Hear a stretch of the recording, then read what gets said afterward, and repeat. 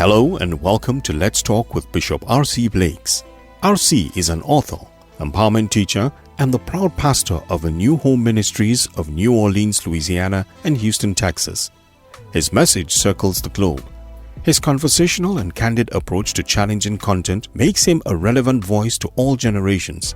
Get ready for a life-changing transformational conversation.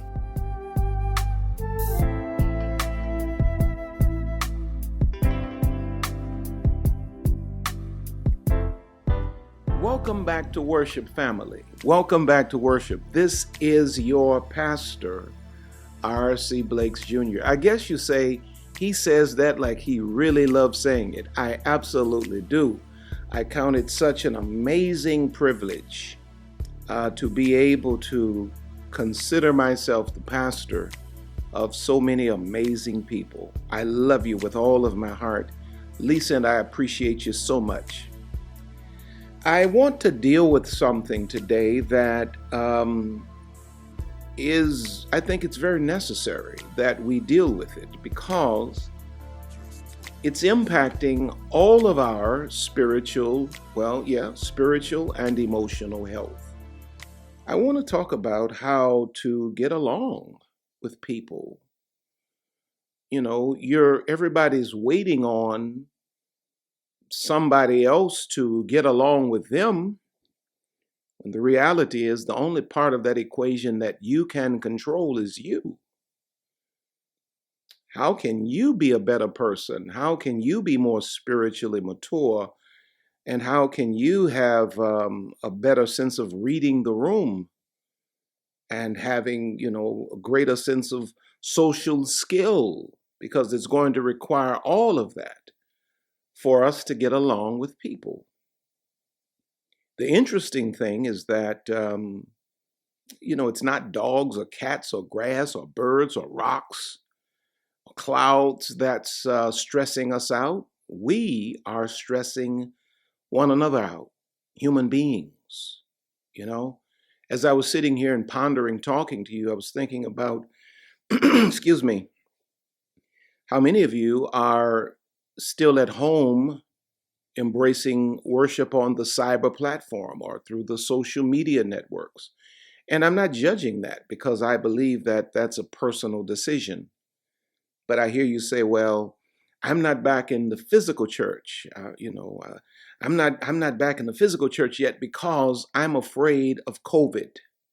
There are too many people that come there and I'm afraid of catching COVID. But at the same time, when we look at your social media, you're in the football games, you're in the Saints game, you're in the Texans game, you're in the Pelicans game, you're in the Rockets game, you're in the malls, you're in crowded restaurants, you go to parties, but on Sunday you say, well, I'm not going to church because I'm afraid I might catch something. And I feel you. And again, we provide this and we continue to minister on these platforms and will continue because we want you to have that choice because COVID is really nothing to play with. Honestly, it's not. But the reality is for a lot of you, COVID is not the reason you've not re-embraced the physical assembly. You've not re-embraced the physical assembly because you never really got along with people. You were always in a ruckus. You were always in some kind of a brawl. You were always in the middle of some kind of a misunderstanding because no one's ever really sat you down to talk to you about how to get along with people. You're waiting for everybody to get along with you, but between you and them, the only part of that equation that is really under your control is you. So I think you have to figure out what do you need to do to be more personable, more compassionate, empathetic, sympathetic? What do you need to do? And do your part. If you go to Hebrews chapter 12, verses 14 and 15, it says, follow peace with all men and holiness without which no man shall see the Lord, looking diligently, lest any man fail of the grace of God, lest any root of bitterness springing up trouble you, and thereby many be defiled. Follow, what does he say? Peace. Those two words right there. Follow peace, but then look at the next three words. With all men. Then it's interesting that he butts this up next to holiness. Peace with men, holiness without which no man shall see the Lord. Because I believe with all of my heart that when we are really right with God, it empowers us to get right with one another. And I know that there are a lot of you that are sitting there right now and you had falling out, you've had a falling out with family, with friends, with church, with work, with everybody, government. You've had a falling out with everybody. Now, let's look at this thing, how to really be at peace with all men, because all men are not peaceful, right? All men may not be at peace with you, but you can be at peace with them. Have you ever seen this kind of person? A person that walks into a room with people that they know don't like them for whatever reason. People they know have an issue with them, and they are just as polite and jubilant and full of joy with all of the people in the room, to the point that people in the room become uncomfortable. Even though they outnumber the individual takes over the room, because though they are not at peace with him or her, he or she is at peace with them. And this is what God is challenging you and I to rise to in terms of our interactions with people. The world does not have to be at peace with you. I've walked into some rooms where it was clear that I was not wanted or desired for whatever reason. Let's just leave it at that. I was not wanted or desired. And I know many of you say, I can't imagine that. Oh, there have been some rooms that I've walked into where I was not wanted, nor was I desired for whatever reasons. But because these people had a problem with me and they were not at peace with me, did not mean that I would not be at peace with them. Because whatever's the content of their heart does not impact me. It impacts them. It is the content of my heart that has a direct impact on me and my well-being. Me holding bitterness in my heart or unforgiveness in my heart for you is not going to impact you in any way. One person said it's like drinking poison waiting for your enemy to die. Let's look at this thing, how to be at peace with everybody. Number one, I think we have to mature beyond, we have to grow beyond being so easily offended. Everybody's offended today. Everybody's so sensitive. I mean, it almost makes you afraid to have a conversation with people, because people will take and misunderstand what you said and hold it in their heart for a week or two, or maybe longer, never really having a conversation with you. They're offended by what they thought you said. But even if you said something intentionally, my being offended is a choice. And for me personally, I choose not to be easily offended. That's how I pastor a church for so many decades. It's because if there's any member in the church that should be talking about church hurt, it would be the pastor. He's the conversation. She's the conversation. They're the one that's being judged, though they sit in a position that nobody else in the church sits in, and we have to make decisions that nobody else in the church has to make, and we have to give an account for the decisions we make, and nobody else in the church has to give an account. We are always at the bullseye of everyone's judgments. So there are a lot of days that people say and do things that are offensive. It's offensive when I've been the best pastor I can be to you, and when you've needed me, I've shown up for you, and when your children were in trouble, I made calls for you, and just to have you to just drop off of the face of the earth without even enough respect to say, Pastor, I'm gone.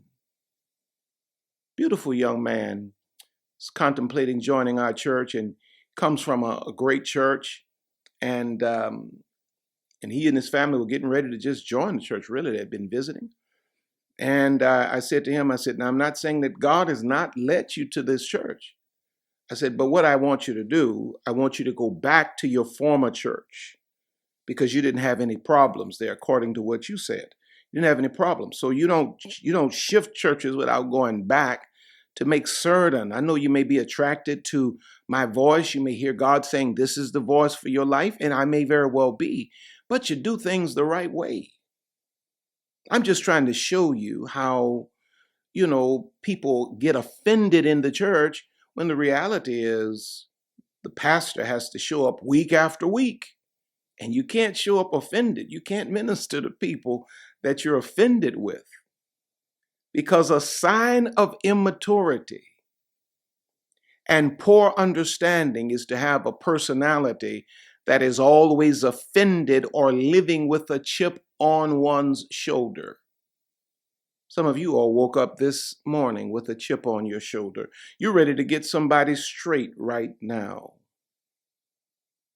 You see, the person that has the power to offend you also has momentary control of your mind. If I can offend you so easily, I can also manipulate your mind, at least for a moment, and almost like a person under hypnosis, get you to behave unseemly and maybe even to your own detriment.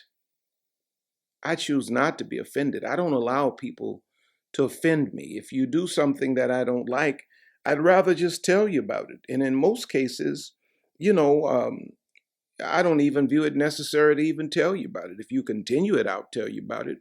But I don't judge and I don't hold stuff in my heart. The Bible says in Proverbs 18:19, a brother offended is harder to be won than a strong city. And their contentions are like the bars of a castle. You got to refuse to be so easily offended. You're always offended at things. You take anything that I may say. Some of you all, I haven't seen you in 2 years or more in person. Some of you, I've never seen. And it's amazing how you can sit and watch me on a platform where thousands of people are seeing the same message you're seeing and assume I'm talking about you. I'm not talking about anyone, really. I'm talking about humanity. I'm talking about the things that we deal with. If you're going to be able to be at peace with others, you're going to have to stop being so easily offended. It is a mark of immaturity, spiritually, emotionally, mentally, intellectually. You can't go far in life always being offended. Once you get offended, you are closed to God and people because offense ushers in anger. And once anger gets in there's not much God can say to you. There's not much people can say to you. The Bible says in the 119th Psalm, the 165th verse, Psalms 119, 165 says, great peace have they which love thy law, and nothing shall offend them. You can live your life in a way that nothing offends you. Now, number two, if you're going to be a person that moves towards being at peace with all, always treat other people the way you want to be treated. A lot of you are having problems with people and you're saying, oh, they got a demon in them. No. They ain't got no demon in them. The problem is that you are handling people in a way that you would not appreciate them handling you. You're a mess. You are treating people, you're talking to people, you're talking down to people in ways that you would almost, if not absolutely, get violent about. And then you're wondering, why is it that you're getting the aggression, you're getting the retaliation, You're not even viewing it as retaliation. You're claiming victim status. They're misusing me. They're mistreating me. The reality is you are not treating people the way you desire to be treated. To be at peace in your heart with all men will involve treating them in the way you'd like to see them treat you. You know, like me, for instance, I don't like gossip, man. I hate, oh my goodness, I hate gossip. I hate when you try to come to me and talk to me about somebody else. I just hate it. It's indicative of your small nature. But the larger reason I hate it is that I would not appreciate people entertaining gossip about me. I wouldn't appreciate the fact knowing that you sitting there listening to all of this trash people are talking to me, and then you know you got to be all up in my face. Get out my face. Get out my face. You got to treat people in their presence and out of their presence the way you would desire to be treated. Luke chapter 6, verses 31 and 32 says, "And as ye would that men should do to you, do you also to them likewise. For if ye love them which love you, what thank have ye? For sinners also love those that love them." Sometimes people have never seen an example of kindness or fairness, and sometimes you become their teacher. You gotta treat people the way you would like to be treated. If you were hurting, watch this now, I want you to hear this. If you're hurting and you speak out of turn and you're misunderstood as being aggressive, dangerous, difficult, when the reality is you're just venting pain, what would you want from others? You would want someone to look beyond your behavior and to zone in on or zoom in on the reasoning behind your behavior. So why don't you give that to others? If you're going to be at peace with all men, you're going to have to learn this. You're going to have to learn to give people what you desire to receive in return. In Matthew chapter 5, verses 43 and 44, it says, "Ye have heard that it hath been said, Thou shalt love thy neighbor and hate thine enemy. But I say unto you, love your enemies. Bless them that curse you. Do good to them that hate you. And pray for them which despitefully use you and persecute you. Give them the opposite of what they're giving you." You're teaching them something, and in many cases, you're healing old wounds. So never treat an evil man the way he treats you, because you become what he is, and you end up hating yourself. The only way to get even with a man in the gutter is to go into the gutter yourself. So if you're going to be at peace with all men, even when people are misbehaving, you behave properly towards them. Now, number 3, communicate when you feel, hurt. Don't allow the hurt to turn into offense, and then the offense to turn into bitterness, and then the bitterness to turn into rage. Communicate when people do things that maybe you don't like, and you need to communicate it while you can do it with a smile, Somebody say something that you don't care for what they say, man, please don't say that no more. I don't like that. Please don't say that no more now. And you can laugh it off. I don't like that. And you know what? They'll laugh it off. They'll understand exactly what you said, and the relationship continues to move. But when you sit there like a child and you fester and you hold that and you just overthink this stuff and you let it turn into this and the devil get to fertilizing this thing, man, you're going to be at odds with everybody, because you know what? Everybody at some point is going to say something or do something to hurt your feelings. As much as I love my mother, much as I love my father, much as I love my brother, much as I love my wife, much as I love my children, as much as all of them love me back, my nieces, all of them at certain points have said or done things that hurt my feelings. And if it was something that was so significant, I told him about it. Because the worst thing to do is to feel hurt and not verbalize it. You allow Satan to plant a seed of bitterness around that relationship. Luke chapter 17, verses 3 and 4 says, "Take heed to yourselves, if thy brother trespass against thee, rebuke him, and if he repent, forgive him.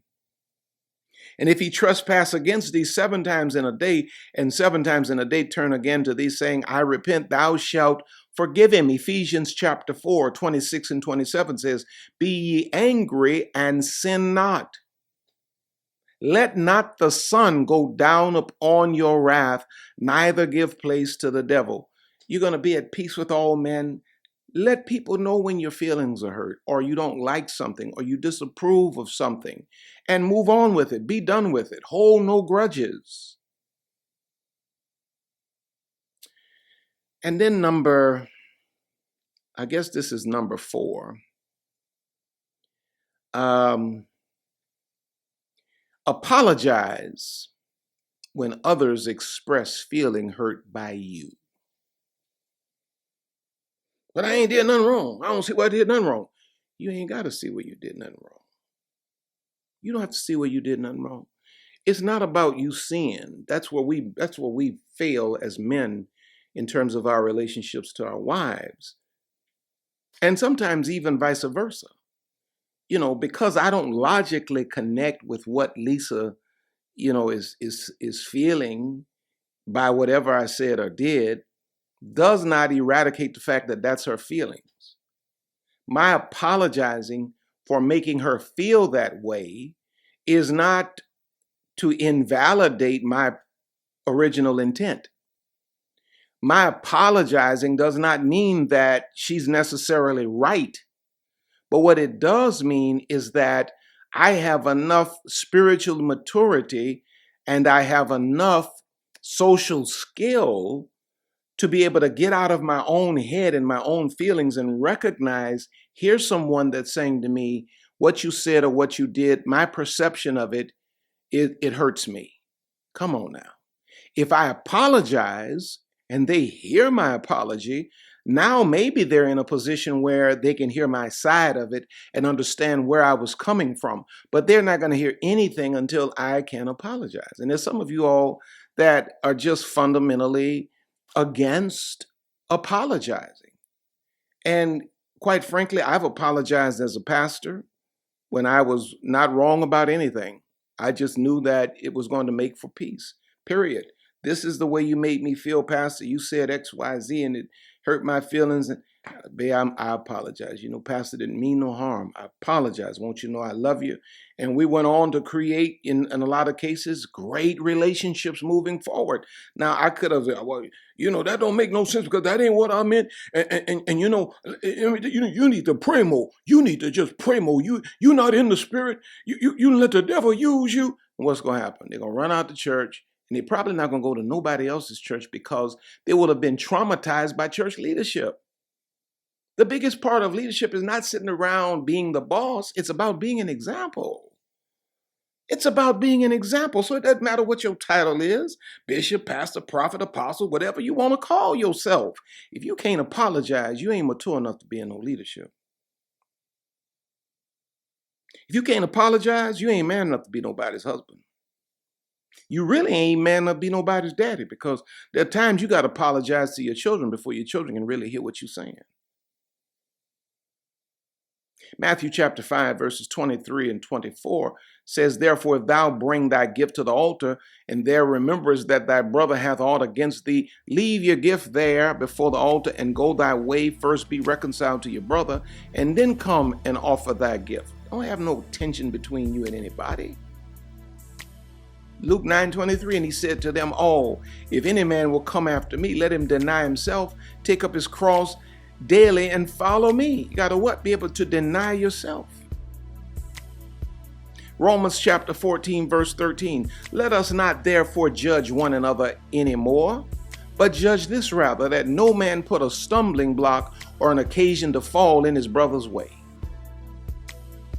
Hebrews chapter 12, verses 14 and 15, Follow peace. We ended up where we started off. With all men.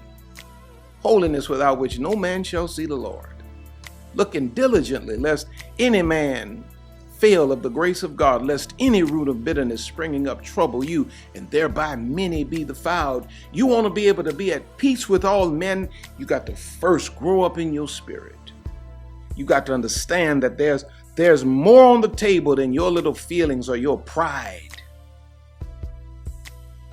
Because we're always better together. Whew, hope you got something out of this. I love you.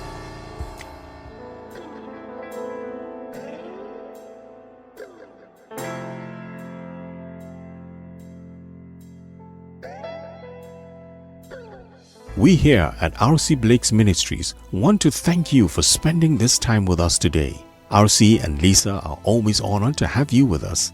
Don't forget to reach out to us by visiting our website at www.rcblakes.com. While you're there, you may join our mailing list and receive a free download of The Laws of Manifesting Your Vision by RC Blakes. Also look at all of the online programs by RC. You may find all books written by RC and Lisa. Once again, all of us here at RC Blakes Ministries want to thank you from the bottom of our hearts. And as we always say, see you at the top.